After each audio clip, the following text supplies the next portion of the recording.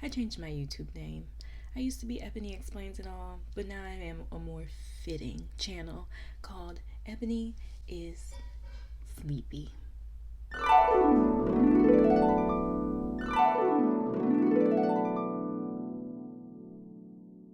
Chaos, mess, drama, stress. Literally what happened to Latoya Ammons. Let's just jump right in. Our story starts in Gary, Indiana in November of 2011. Latoya Ammons moves her mother, Rosa Campbell, and her 3 children, 2 boys and 1 girl, aged 7, 9, and 12, the girl was 12, into this lovely home. It was just a standard home. It had 3 bedrooms, 1 bath, it had a kitchen, and in the door there was a kitchen that led to a basement, and the basement wasn't really finished. It had dirt floors. But most importantly, the house had no history of being haunted. That all changed. Let's fast forward to about December 2011 when Latoya and her mom and the kids, they noticed something odd was going on. They noticed that their back porch was covered with horseflies. They couldn't get rid of them. They were everywhere, which is very confusing because it's winter in Gary, Indiana. It's cold, and normally in the winter, horseflies are in their final larva stage, so they would look more like this than this. So it was really, really confusing. And Latoya's mom, Rosa, says that she tried everything to get rid of the horseflies, and they just kept coming back. I guess the horseflies were like some sort of omen for the family, because after that they started hearing strange noises. They could hear doors opening and closing in the basement when no one was down there. They would hear dogs barking in the kitchen, but they didn't have any pets. They could see shadowy figures. That was the crazy part, when they really knew something was going on. Latoya's daughter recalls seeing a scary black dark man standing at her door one day. And Grandma Rosa actually had a really traumatizing night. One night, she woke up and could see a shadowy figure moving around the living room. Of course, she thought it was an intruder. Somebody had just broke into their home, and she was really scared. So she waited to give the intruder time to just leave. I don't want to be a part of that. Let them leave. And she got the courage to go out and investigate, and there was nobody there. She checked all the windows and the doors. Fine, they weren't broken into, the locks were intact, no glass on the ground, nothing. There was no personal items missing from the home. There was no trace of anybody ever being there, except for one thing. She found sets of large, wet footprints all on the floor. Something was clearly amiss in the Ammons home. March 10th, 2012, the family had a gathering. It may have been a funeral in the family, and the rest of the members had decided to gather at the Ammons home after everything was finished.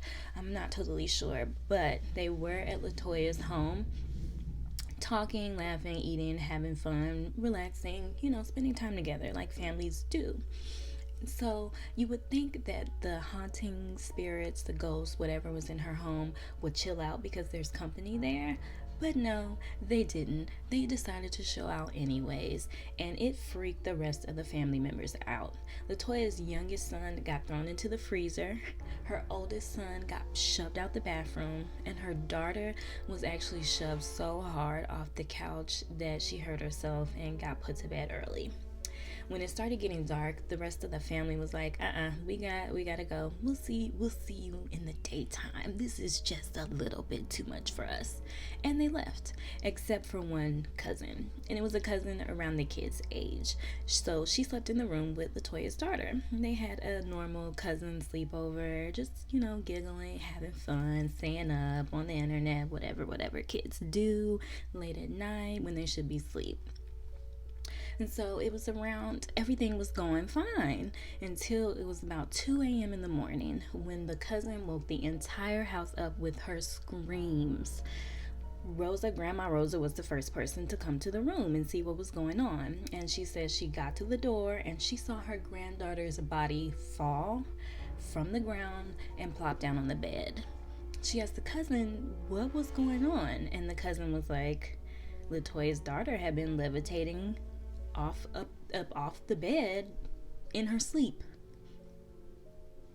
So Rosa, Grandma Rosa, and Latoya decided that they were going to pray over the girl, and they prayed over her, and then they sang some songs, and then she kind of came to, and they asked her like, "Hey, do you remember what happened?" And she was like, "What? No, I was just in the bed sleep." Yikes. The levitating incident of March 10th seemed to be the beginning of amped up demonic activity in the Ammons home. Later on, Latoya found her 7-year-old son in the closet. He was having a conversation with an invisible boy. She asked her son what they were talking about, and he told her that the invisible boy was telling him what it felt like to be killed. Later, Latoya's daughter also got hit in the head with the headboard, and she actually needed stitches to close up the wound. Latoya's daughter actually told mental health professionals later on that during that time, she would have spells where she would just be around the house and she would feel like she couldn't breathe and like someone was choking her. And she said during one of those times, she heard a voice that told her she would never see her family again and that she would not live another 20 minutes. So it's safe to say that Latoya Ammons was stressed, extremely stressed. Her and Grandma Rosa were at their wits' end around that time. They had no idea what to do, but they knew they had to do something and they had to do it quick. So they reached out to their local Baptist church, the one that was in their community, and they explained everything that was going on to the congregation. And the church was kind of like, sounds like you need an exorcism, but we don't help with that. So Latoya was a little discouraged after that, and she didn't know what to do. So Grandma Rosa decided that she was going to call her mother, Latoya's grandmother. So she called her and was trying to explain what was going on so they could get some help. But of course, the demonic presence in the house was like, snitches get stitches. So they had so much interference over the phone. The call kept dropping, then the phone would dial random numbers. It was just so difficult for them to get the story across to Latoya's grandmother. It took forever for it to happen. They finally were able to communicate enough for her to know that they were in trouble. So Latoya's grandmother actually reached out to her neighbor, and her neighbor went to a church, and 2 members of that church were actually clairvoyants. So she sent them to the Ammons home. And they got there to investigate, check out, and see what happened, and they were freaked out. They sensed that there were more than 200 demonic spirits inside the Ammons home. They told Latoya, you need to pack everything up and you need to leave because it's just too much going on in the home. Of course, this was not possible for Latoya, a single mother of 3 kids, just packing up everything and immediately leaving her demonic-filled home. Not an option. So the clairvoyants, who were totally freaked out and refused to come back to the house, suggested that Latoya get olive oil and smear it on the kids' hands and feet and draw crosses on their forehead for some protection. They also instructed the family to set up an altar in the basement, and around the altar they were told to pray Psalms 91 and sing. So Latoya and Grandma Rosa did all this, and everything was nice and chill for about 3 days. And then it started up again. This time, the family started to really feel the physical effects of what was going on in the home. Latoya would get body shakes and body aches and just be really dizzy and have to go lay down. The kids also suffered from bloody noses and bloody gums. Everyone was very, very tired, very, very sleepy. The boys started to speak in demonic voices. It would be so chaotic around the home that sometimes Latoya would just be like, you know what, come on, let's just go sleep in a hotel because we need to get some rest. Latoya and Grandma Rosa actually noticed that if the kids were not in bed and asleep by 11 p.m., that meant that they were going to have a busy night with the demonic spirits. They were going to keep the kids up all night. And that did happen quite often, which caused the kids to be very groggy at school or not even be able to attend school. So they were missing a lot of school and was late a lot. And this flagged the attention, obviously, of social services. So the Department of Children's Services was notified that the kids were missing way too much school. So they coordinated with Latoya to see what they can do to fix this, because, you know, kids need to learn. They need to go to school. They need to learn. So they decided that it would be good for Latoya to make a doctor's appointment for the kids to see their primary physician, and maybe then they would get to the bottom of what was going on. April 19th, 2012, Latoya and Grandma Rosa take the children to see their family physician, Dr. Godfrey Onukwu. I think that's how you say it. Not really sure. Yes. So he called the visit bizarre, and he said that in his 20 years of working, he has never heard anything like that in his life. And he said, I was so scared when I walked into the exam room. Unfortunately, that is all that he would tell the reporter that interviewed him for the Indy Star. So the chaotic doctor's visit, all the information from the chaotic doctor's visit came from the family's case manager and medical professionals, not including the doctor, but also police reports, because at this point the police did have to get involved. So here's what happened during the doctor's visit. No actual exam was performed in the office. Oops. What was that? So here's what happened at the doctor's visit. No actual exam was performed because as soon as the doctors and the nurses started up the visit, the boys started cursing at them in demonic voices. Then the younger one was picked off the ground and flung into the wall, and nobody was touching him. Then both of the boys passed out. They couldn't revive the boys, so the doctor's office called 911. Now, they were explaining everything to the dispatch, and they were like, this is a little weird. So they sent multiple ambulances and around 7 to 8 police officers to come to the doctor's office. The boys were rushed to Methodist Hospital, and when they came to at the hospital, the oldest one was fine, but he had no memory of any of this happening and was confused as to where he had been. The younger one, however, was thrashing around and screaming, just so disturbed and chaotic that they actually did have to restrain him. The hospital calls the family case manager, Valerie Washington, to come up there so she could see what was going on and have documentation of this. So this is all notes from her report and the police report as well, because she did have to interview them and they interviewed her and all that good stuff. Actually, it's not really good, but whatever. So when Valerie Washington got up there, she decided that she would have the hospital psych evaluate Latoya Ammons, and the hospital psych did and found out that Latoya Ammons was of sound mind. There was nothing going on with her. She was not having a psychotic break, nothing. She was good. So Valerie decided that she was going to interview the family, as you do when you're a case manager, so she can take notes. And while she was trying to speak to Latoya's youngest son, her 7-year-old son, started growling, and his eyes rolled to the back of his head, and he choked his older brother. After they calmed that chaos down, the case manager decided to take Grandma Rosa and the 2 boys and a nurse, Willie Lee Washington, into a separate exam room to talk to them. Of course, more chaos began. The youngest son started growling again, and he told his brother, "It's time for you to die. I will kill you." And goes to choke his brother. Well, while he's trying to get to his brother to choke him, the brother actually runs to the grandma and starts to headbutt her in the stomach. At this point, Grandma Rosa is just like, I don't know what to do. So she grabs her oldest grandson's hands and starts praying. And while she's praying, something odd happens. While Grandma Rosa was praying, she was sitting in a chair and she was holding her grandson's hand and she's praying.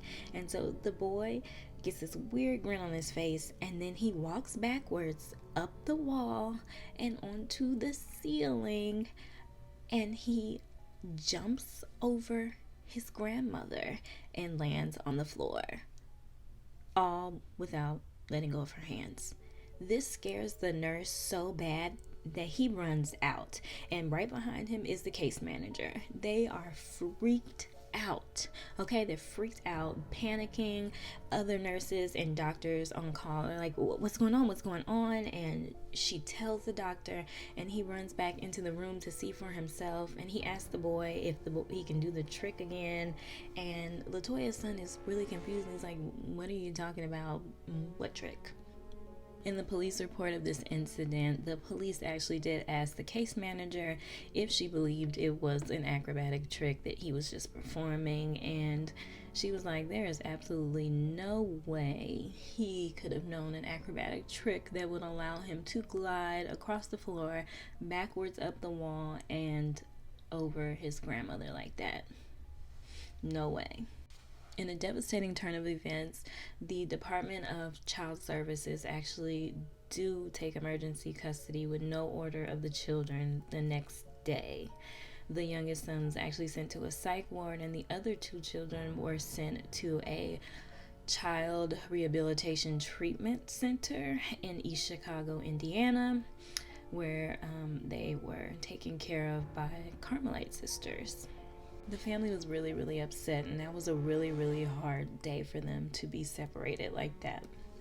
Of course, the story of what happened had made its way all around Methodist Hospital, and it actually reached the hospital chaplain, who then reached out to Father Micheal Maginot and asked him to perform an exorcism on the 9-year-old boy, because clearly his wall climbing was a sign of demonic possession.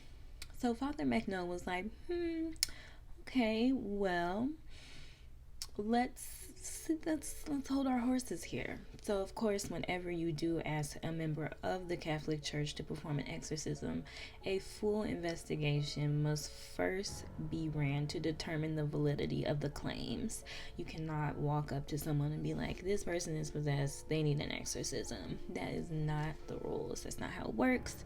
So he arranged to meet with Latoya and Rosa in their home to get some more information and start an investigation.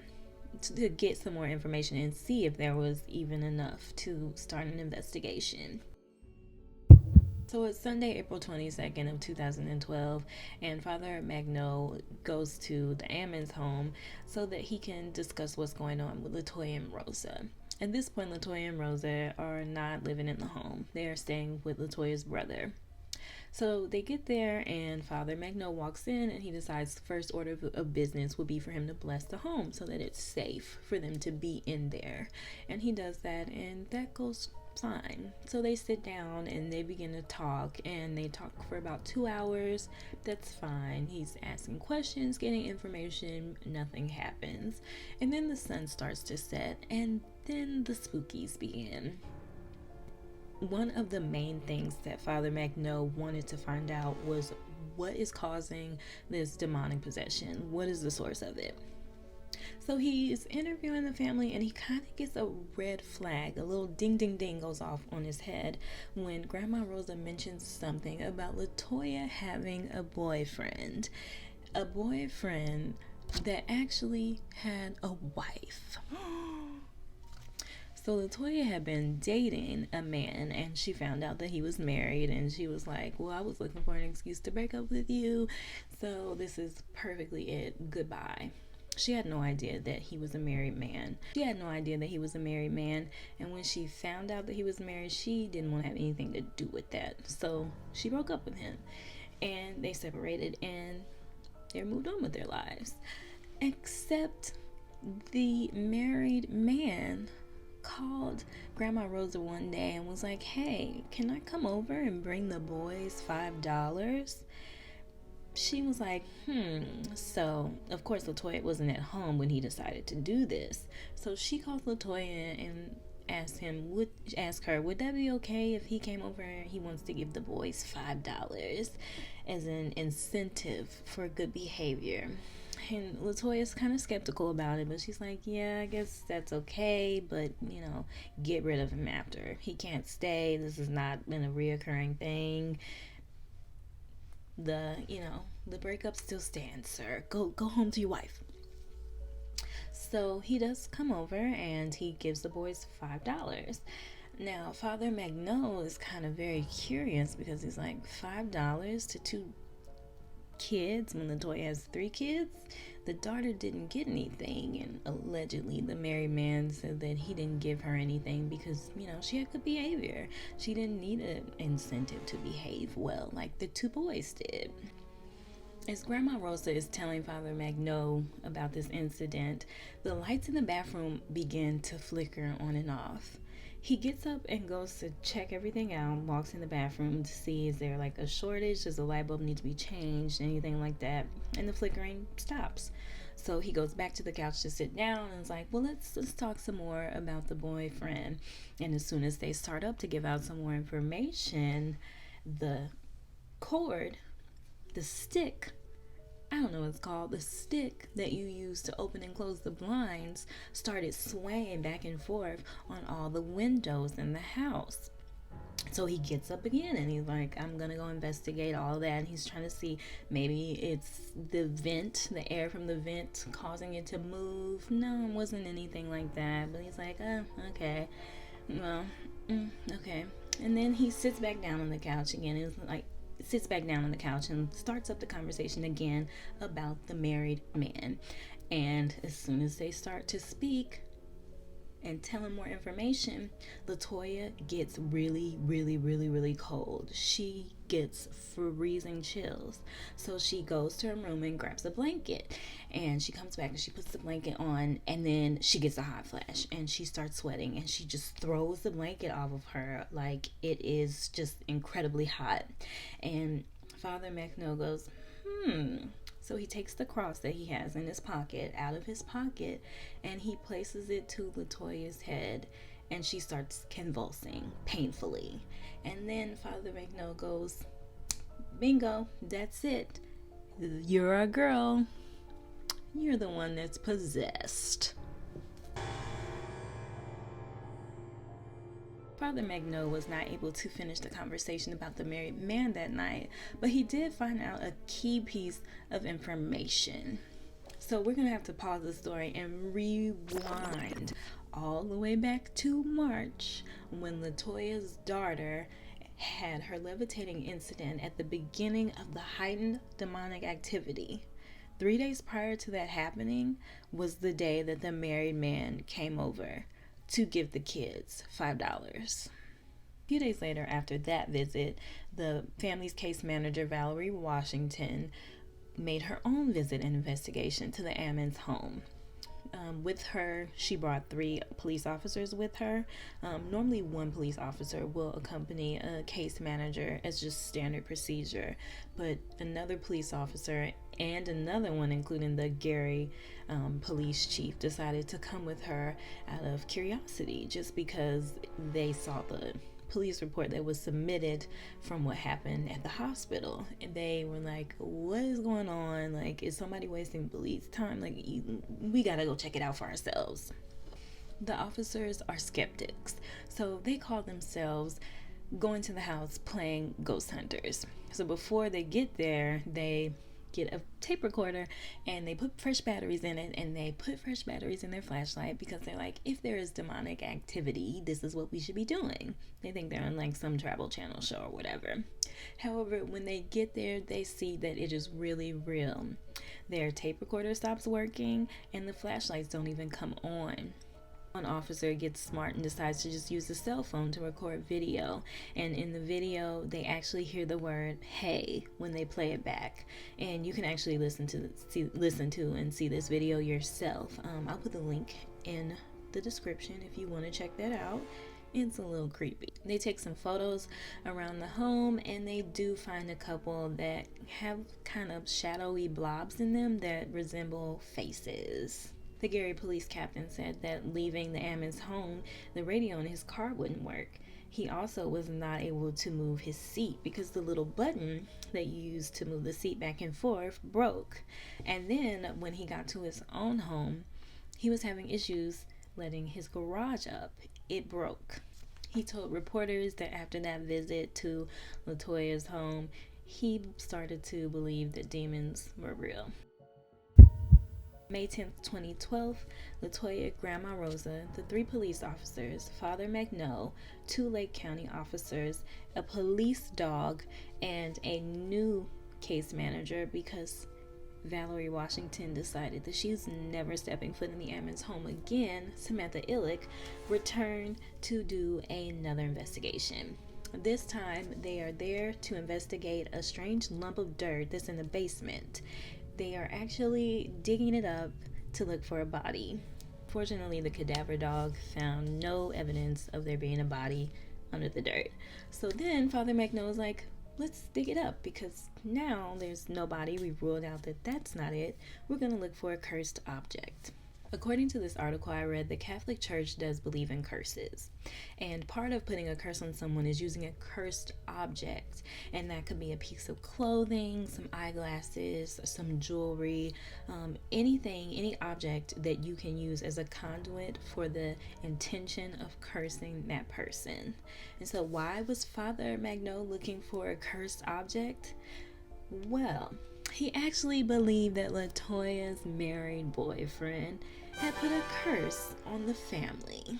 In an interview with the National Catholic Register, Father Micheal says that once Latoya's married boyfriend asked her for a pair of underwear as a souvenir, and around the same time as that he asked for this, a family album went missing and a pair of her shoes went missing too. Later on, Latoya gets an angry phone call from no other than her boyfriend's wife.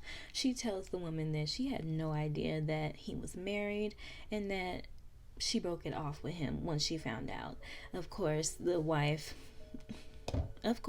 she didn't want to hear any of that, and she told Latoya that she was going to be very, very sorry that she ever messed with her husband. The group dug 2 feet down into the hole and they found a fingernail, an old cotton slip, and a red container with a lid and a black handle. They dug some more and they found a metal weight that's used to hold down drapes, and they found a pair of white cotton socks with the toes cut off. But that was all that they found. So Father Micheal had them bury everything again, and he sprinkled salt all over the dirt and around the area.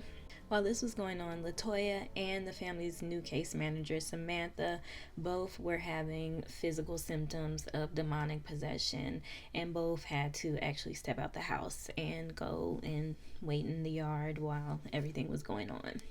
The officers also found olive oil dripping from the walls, which was very strange because Latoya had initially used olive oil as instructed by the Clairvoyants, but of course the activity started up again 3 days later, so she kind of gave up on using the olive oil, which meant she had not placed it anywhere in the house in months. The police officers wiped it off, and then they went about their business, and then they came back to find the walls still covered in olive oil again. Father Micheal just told them, don't worry about it because the appearance of unknown substances, or the appearance of just random substances out of nowhere, is actually one of the signs of demonic possession. So at this point, Father Micheal has more than enough information to compile a report of his investigation. He believes that there are valid claims of demonic possession, and so he submits his report to the bishop of his parish, and then the bishop does say, okay, we'll start with, At this point in filming my video, my phone completely shuts off. I turn it back on and start back up, but I keep experiencing so many technical difficulties, so I have to do some voiceovers. Some of my clips are missing, but I have pieced together the rest of Latoya's story as best as I can. Anything else that I'm not able to include, I will put in the description below. The last investigation gave Father Maginot enough information to submit a report to his bishop for permission to perform an exorcism on Latoya. The new caseworker, Samantha, said that she had chills during the 2-hour rite, and the entire time she felt like there was somebody in the room breathing down the back of her neck. After attending the rite, she actually did suffer from a bunch of unexpected medical issues. She got third-degree burn from riding a motorcycle. She broke her ribs after jet skiing. She broke her hand on a table, and then she broke her ankle running in flip-flops. May 21st, Father Maginot spent the next month working to exorcise Latoya of the demon. During that time, he performed 1 minor exorcism and 3 major ones. The first minor exorcism was performed without permission as sort of a test to see if a major exorcism was needed, and it was done right in the Ammons home. According to Father Micheal, during a minor exorcism, you go through the rites once without focusing on anything, versus a major exorcism where you look to see what makes the demon react, and then you repeat that over and over. Father Micheal performed the rite in English, and the demon reacted to him placing a crucifix on Latoya's forehead. Her convulsions were steady and constant, meaning that the minor exorcism was not enough to dispel the demon. It was only seeming to hurt Latoya, so then Father Micheal asked for permission to do a major exorcism. Because the demon didn't really respond during the rites, Father Micheal decided that maybe they need a name. So he discussed this with Latoya, and Latoya was like, well, let me tell you something. So months prior to this point, Latoya, of course, is doing research, trying to figure out how to help her children and herself because it's so much chaos going on. And so she goes over to a friend's house to use their friend's computer and do some research. She comes across this website that has a list of demons and the qualities that those demons have. And she scrolls through the website until she finds some names of some demons that resemble what has been going on with her family and her children. So she's like, okay, I'm making a connection here. This is what's going on.